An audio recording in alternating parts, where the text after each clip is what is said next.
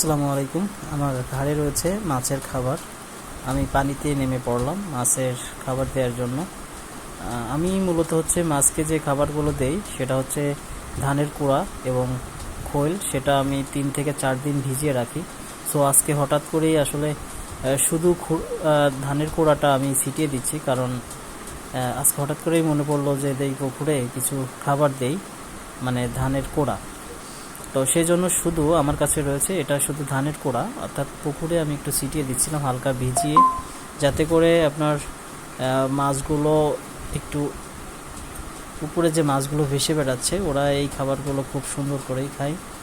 আর তার জন্যই মূলত আজকে দেওয়া। আর মূলত আমি ধানের কোড়া এবং সরিষার খোল এটা ভিজিয়ে আমি 3 থেকে 4 দিন ভিজিয়ে রাখার পর তারপরে পুকুরে ছিটিয়ে দেই। তো আজকে শুধু কোড়া দিচ্ছি।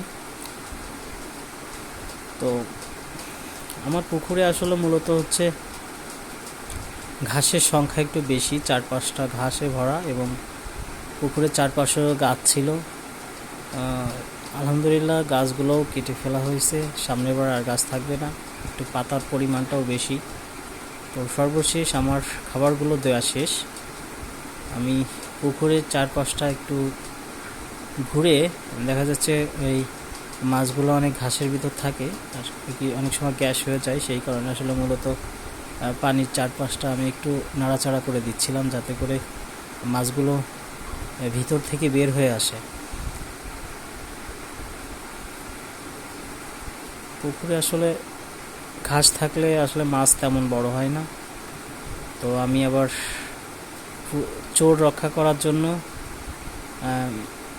খড়িও আমি গেড়ে দিচ্ছি, যাতে করে চোরের হাত থেকে রক্ষা পাওয়া যায়। তো সর্বশেষ আমি একটা পুকুর থেকে একটা মাছও পেয়ে গেছি। এটা নৌসি মাছ, কারণ মাছ পায়ের তলে পড়ছিল, সেটা আমি ধরেছি। তো আলহামদুলিল্লাহ আজকের মতো এই পর্যন্ত।